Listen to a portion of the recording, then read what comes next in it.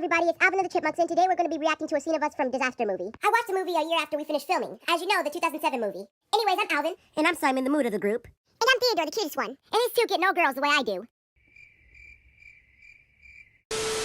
Anyways, don't forget to like for more Chipmunk videos, and don't forget to watch the new season of the series. Let's get to it. Also, credit to the person who made the video that I'm reacting to. I mean, we.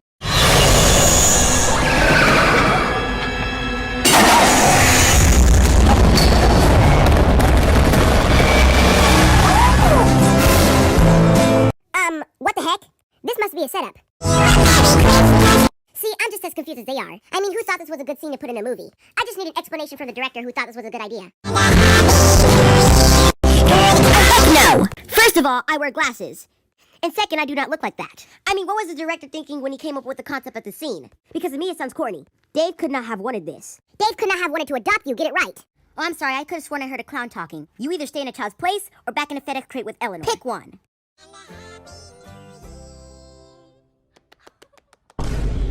Cinderella Junior lady, I don't know what the heck you're clapping about. I mean, she's literally making a fool of herself in this movie. It's like Justin Bieber's early fans watching his first audition.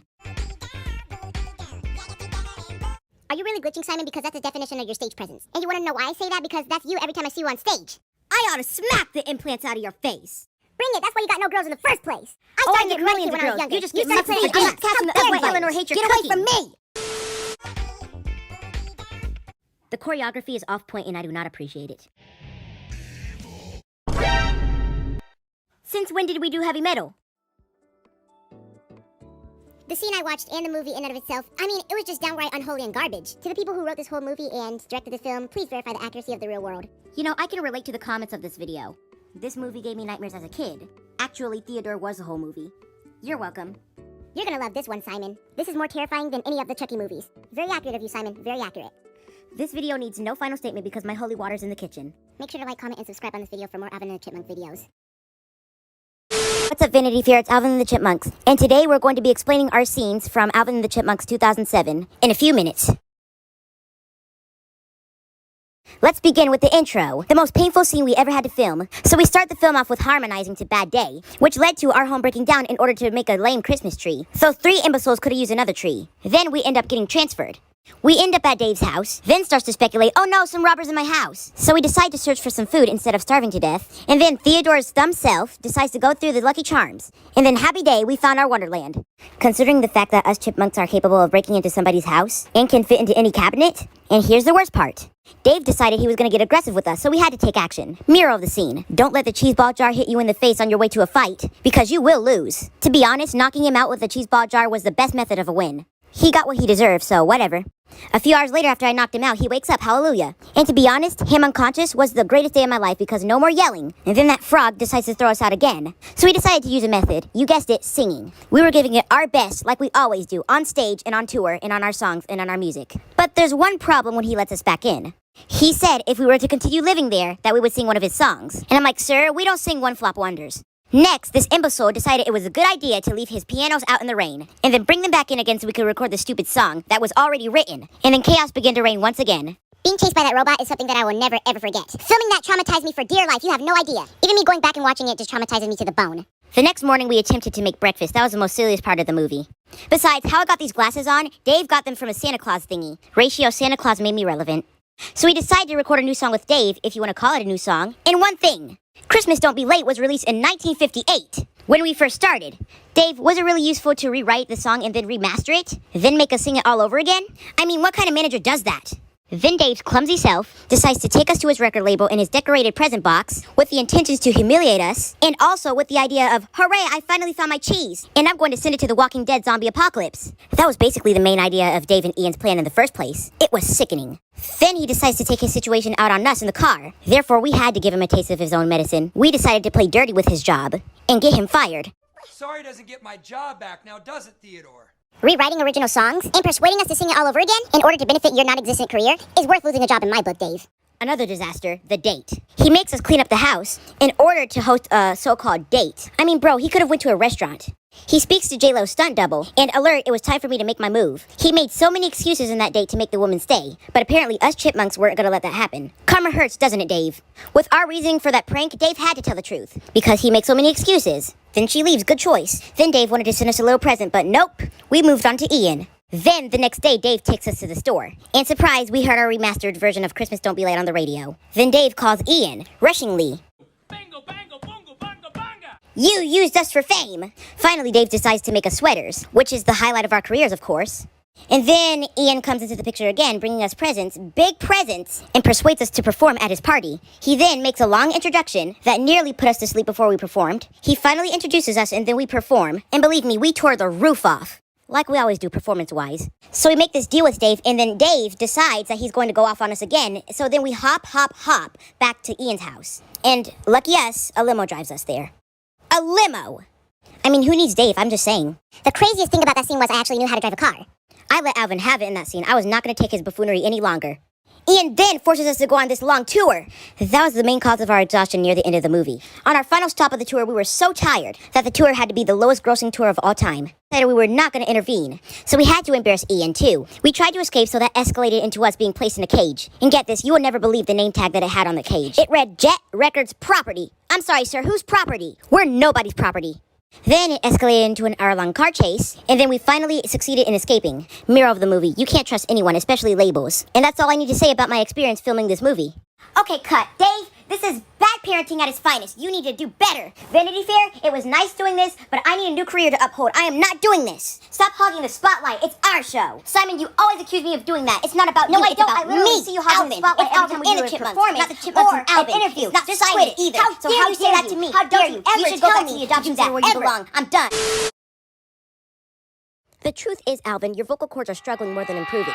Simon has been testing me ever since we got into the music industry. He just can't get over the fact that I'm the leader of this group. But you know what, Simon? Since you want to be a vocal coach so much, then how about you take the time and energy to lead your own choir class? Simon, I'd really appreciate it if you stop worrying about me and worry about your struggling vocal cords. And what is the concept of struggling to you? The fact that I've been carrying this group for almost 8 decades? Give me a break. 8 decades, please. I could do that in my sleep. Still doesn't justify the fact that you're fit for the X Factor. Your entire singing career has revolved around an audition, and it still hasn't gotten the golden buzzer. Next contestant, please. 8 decades is fake decades in my book when it comes to you. For God's sake, you hit a note on staying alive and it hasn't aged well ever since. Your presence gives me the creeps, and I need a pastor. Same goes for you too. Hush your mouth, I don't want to hear it. Boy, if you don't get your finger out of my face. Looks like Simon does want these holy hands. Thank you, Jesus. Father, do not make me slap somebody today. I will. Simon shall not test me. Put your McDonald's French fry finger in my face again. I dare you. You know what? This studio session is over. I've had it. That's why Brittany didn't want you. Whoa! We're not going to continue this album. We're done. It's going to flop. I'm not doing this. I just can't keep on dealing with this every day of my life. I'm not doing this. I'm not. Simon, especially you. You're my main issue. You're my main concern. I'm done. Dave, can you give me my holy water because somebody's about to get knocked out?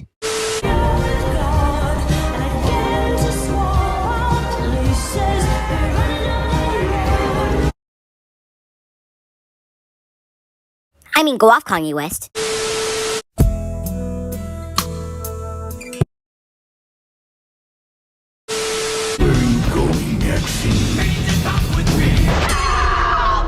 He's escaping! The killer is escaping! Help me!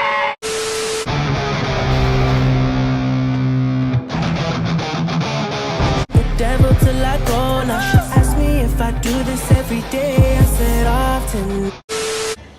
Parties, or a game where you toss balls into laundry baskets. Oh my God. You want something, freak? Oh, now we gotta go? So I love when you call unexpected. Dave, I'm going to tell you this one time and one time only. You are going to pick us up and take us home away from this dangerous place. This is not what I was wanting to sacrifice my whole entire career for. I mean, seriously, what did you think our departure was going to come of this?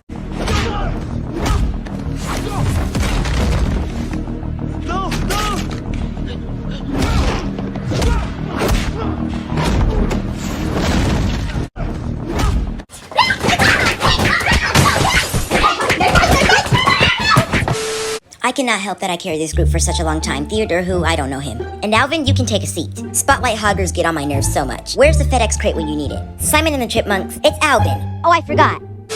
Garbage and the Chipmunks. Boy, if you don't get my name right, I swear the fan base isn't gonna know that we disbanded. This is why Jeanette was never in love with you to begin with. Same goes for you and Brittany.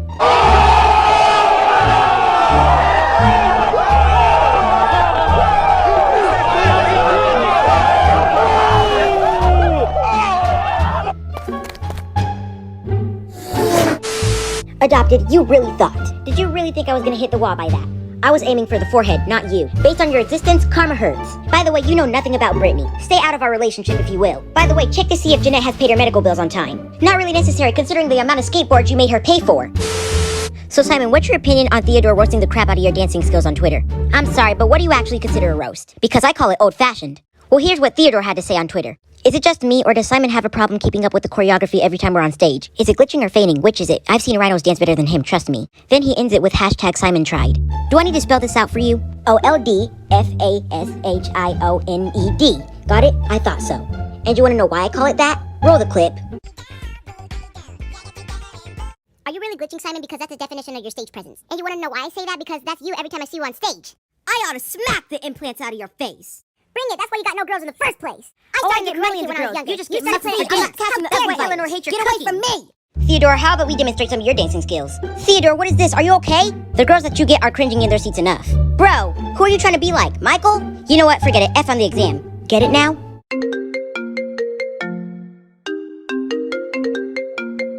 Oh, this has to be a real question this time.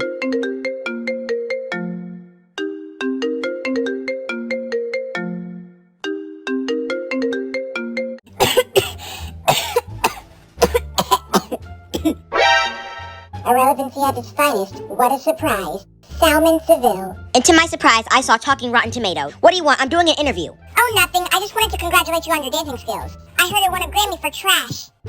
Like you know anything about winning Grammys, you crusty bag of fleas. And your existence, better yet, your presence, won best category for, what are they called? VeggieTales cousin or something? Or Chucky's housekeeper or something? I don't know. Nah, you're more like a servant.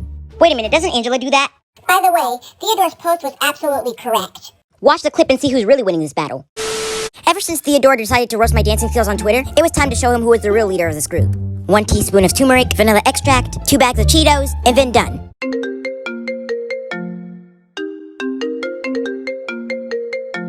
Bro, how do you work this thing? This thing keeps glitching. Oh wait, no, it's Simon. Wow, I never knew eyes could bleed. Oh wait, that was Talking Tomato Circus Act. How about doing me and Angela a favor? Go check and see if Pest Control is open on Fridays, because Angela has been itching to death enough. Wait a minute, looks like T-Rex's time is up. At least T-Rexes have more talent and 100% better dancing skills and 0 glitching potential. Hold on, be quiet, I think I hear something. Casper the Friendly Ghost, is that you? I hear you wanted Theodore's existence back. I'm sure he wants his dancing technique back too. And those bubbles you call cheeks are 100% on his Christmas list. Pancakes are for eating, not for surgeries. And glitching is supposed to be for robots and computers. 7-Eleven is hiring. Six Flags are looking for new backup dancers. And Gary needs a new shell. Theodore's cheeks, 20% off. Correct me if I'm wrong, but doesn't Jeanette do that for you? Besides, I thought the flea market was closed. Well, that's because they ran out of mediocre dancing skills. You know, being in the game for 64 years can be a challenging aspect, especially when you realize when you have people supporting you along the way. But a solo career is a no for me because I have done enough. Changing the game, being alive in the 50s, 64 years in the game can be such a big opportunity. Dave who? We don't know him. What's your opinion on your two brothers' ongoing feud on Twitter? I'm sorry, but if your questions speak relevance, which I doubt your interviewing career has been built upon, do me a favor. Please acknowledge the fact that I have relevance only in my presence. Keyword, relevance. Write that down in your notebook if you will. What's poppin' Instagram? There's some things I've been wanting to discuss. Early this morning, I was met with a little friendly Twitter post from Casper's little assistant and tried, quote unquote, tried to roast me. It reads, is it just me or does Theodore the Explorer's genetic... Oh my god, it's so funny! He's calling me Theodore the Explorer when his forehead literally looks smack in his Botox. I can't right now. Hold on, I need a drink.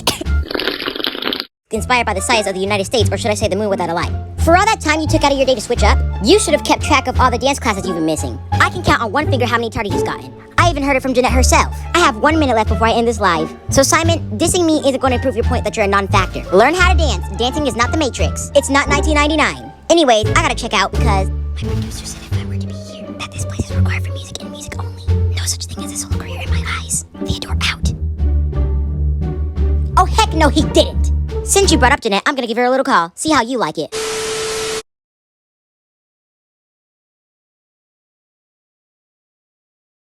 Alvin, everyone, this is Theodore. And today we're going out to try the Mr. Beast Burger. And I'll be taking over this vlog like I take over the charts on a Tuesday. More like taking up space in a Botox concession stand on a Tuesday. Excuse me, Wally, can you please shut your mouth? Seeing as I don't have cheek implants and I'm not struggling to speak, that's a no, so you can forget about it. That is enough, you two. For Brittany, of course. Watch your mouth. Let's get to the vlog, shall we? Okay, so now we're 4 hours away from the restaurant. And as you can see, I didn't film myself getting out of the house because somebody wanted to slap the camera away from me. And I'm not the one making a big deal about it. Non-factors stay humble and silent, just like your dancing technique. Enough about your plastic surgeries. Eleanor is suffering enough. Apologize to her. Squidward called me the other day and he wants 2 of his foreheads back. Now, me personally, I wouldn't take that. The least you can do is teach me some robotics. I could use some good dancing lessons. The least you can do is audition for Five Nights at Freddy's. Then you'll be useful as a professional backup dancer. You're gonna join them if you keep trying me. Dave did the opposite while adopting you. Failed you. Dave has told one lie in his life, and that lie was you were relevant. Cut it out, you two! Alvin, why would you do that to Simon's dance classes? You know what? 8 hours later. Big Hero 6-2 is hires me to play Baymax again. Don't you ever say that again to me. Non-factors stay humble and silent. You should have listened to me the first time. You should have listened to my Instagram live. You should have watched it with open heart. You don't even own me. You are not my father, Get some better dance and you will classes and never get some better be. dancing skills.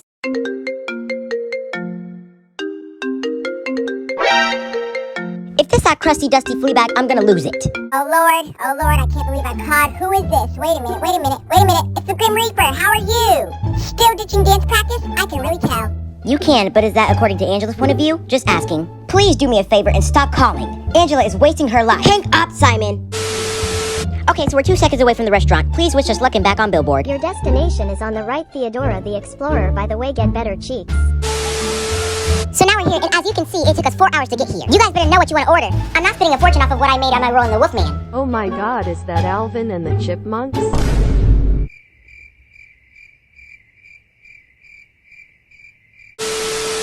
Okay, so we just got done ordering. And I swear, the cooks were taking decades to prepare this food. Let's dig in, shall we?